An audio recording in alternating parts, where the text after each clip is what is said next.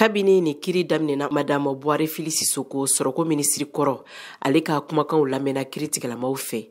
Ale fɔlɔ de ye kuma ta maa tan ni kɔ ɲɛ minnu jalakilen don nin ko in kunkɔrɔ. Fili Sisoko ale kɔni y'a yira k'a fɔ ko jalaki min binnen don ale kan k'ale kɔni nɔ t'a la bi ka nɔ t'a la sini.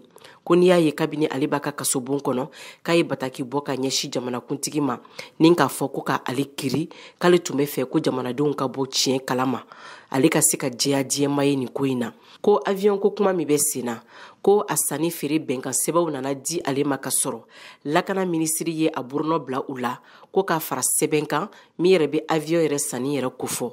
Ko nin bɛɛ lajɛlen kɛla ka sɔrɔ ale hakilinataw ma ta. Ko kɔni bɛɛ lajɛlen labɛnna ni ka sɔrɔ ka na sɛbɛn di ale yɛrɛ sigilen ma.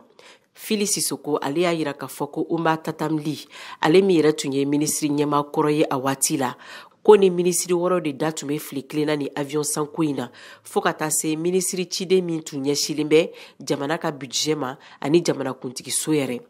Kuma falenfalenw senfɛ sa Fili Sisoko ale ɲiningala kiritigɛlamaw fɛ avion yɛrɛ sɔngɔko la sabula da kelen ma se ka dɔ maaw fɛ.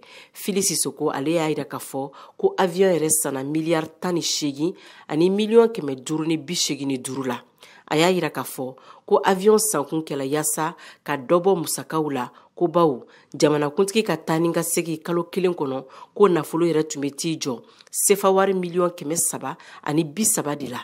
Ko de kama u y'a yira k'a ka kan avion kelen ka san jamanakuntigi tɔgɔ la Mali la.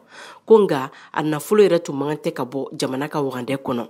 Ko Umba Tatamli ale de y'a yira k'a fɔ ko fɛrɛ ka ɲini a ko la ko sabula décision gɛlɛn don min yɛrɛ bɛ sariya golo kan. Nunu de kɛla Fili Sisoko ka kumakanw ye kiritigɛlamaw ɲɛkɔrɔ. Ntɛnɛn nata septembre kalo o tile 30 procès in bɛna dayɛlɛ ko kura. Mariam Kuyate ka bɔ Bamako, VOA Bambara tɔgɔ la.